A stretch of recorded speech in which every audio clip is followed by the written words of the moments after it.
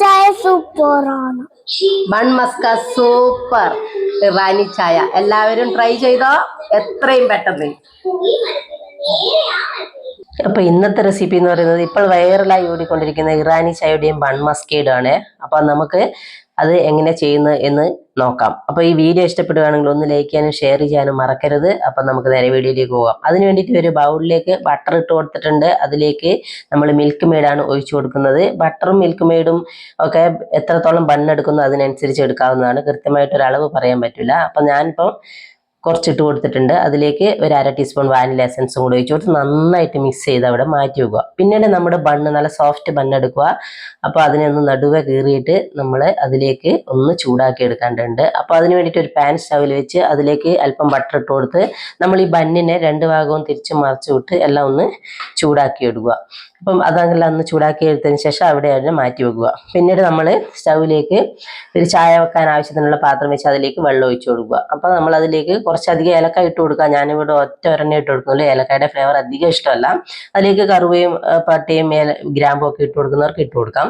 അപ്പോൾ ഇതിനെ ഒന്ന് നന്നായിട്ട് നല്ലോണം പൊടിയിട്ടൊന്ന് കുറുക്കിയെടുക്കണം. അതിലേക്ക് 1 ടീസ്പൂൺ പഞ്ചസാര ഇട്ട് കൊടുത്തിട്ടുണ്ട്.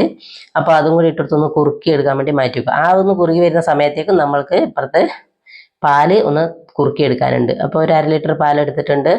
അതിനെ ഒന്ന് പകുതിയാക്കി കുറുക്കി കൊണ്ടുവരണം നമ്മൾ.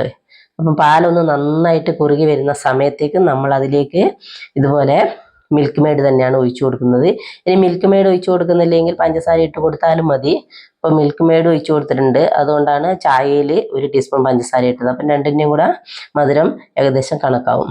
അപ്പോൾ ഇതിൽ നിന്ന് ലോ ഫ്ലെയിമിൽ വെച്ചിട്ട് വേണം ഒന്ന് കുറുക്കിയെടുക്കാൻ വേണ്ടിയിട്ട്. അപ്പോൾ ഒന്ന് നന്നായിട്ട് മിൽക്ക് മെയ്ഡ് ഒഴിച്ചതിന് ശേഷം വീണ്ടും ഒന്നും കൂടി കുറച്ച് സമയം ഒന്ന് ഇളക്കിക്കൊണ്ടിരുന്ന് ഒന്ന് കുറുക്കിയെടുക്കുക. അപ്പോൾ നമ്മുടെ പാലും ഇവിടെ റെഡി ആയിട്ടുണ്ട്. അപ്പോൾ അതിനെ ഒന്ന് മാറ്റി വെക്കുക. അപ്പോഴത്തേക്കും നമ്മൾ ബന്നിലേക്ക് നമ്മൾ ആക്കി വെച്ചിട്ടുള്ള ക്രീമൊക്കെ ഒന്ന് തേച്ച് കൊടുക്കേണ്ടതുണ്ട്. അപ്പോൾ ഈ ക്രീമും തേച്ച് കൊടുത്ത് അതിനെ മറ്റൊരു കഷ്ണം എടുത്ത് അതിനെ ഒന്ന് അടച്ച് വെച്ച് അതിൻ്റെ സൈഡിലൊക്കെ ഒന്ന് നന്നായിട്ട് ക്രീം തേച്ച് കൊടുക്കുക. അപ്പം അതുപോലെ എല്ലാ സൈഡിലും ഇതുപോലെ ക്രീം തേച്ച് കൊടുക്കണം. അപ്പോൾ അതാണ് അതിൻ്റെ ആ ഒരു ടേസ്റ്റ്. അപ്പോൾ ഈ ക്രീം എല്ലായിടത്തും എത്തണം. അപ്പോൾ എല്ലാ സൈഡിലും എല്ലാ പീസിനും തന്നെ ഇതുപോലെ ചെയ്ത് നമ്മൾ ബെന്നും റെഡിയാക്കി വെക്കുക. അപ്പോൾ എനിക്ക് നല്ല സോഫ്റ്റ് ബെന്ന് കിട്ടിയിട്ടുണ്ടായിട്ടില്ല കേട്ടോ. ഇവിടെ ആ ഒരു ബർഗർ ഉണ്ടാക്കുന്ന ബെന്നാണ് കിട്ടിയത്. നമ്മുടെ നാട്ടിൽ കിട്ടുന്ന ബെന്ന് ഇവിടെ കിട്ടിയിട്ടുണ്ട്. അപ്പോൾ അതെല്ലാം ക്രീം തേച്ച് വെച്ചിട്ടുണ്ട്. പിന്നീട് നമ്മളെ ചായ റെഡിയാക്കേണ്ടതുണ്ട്.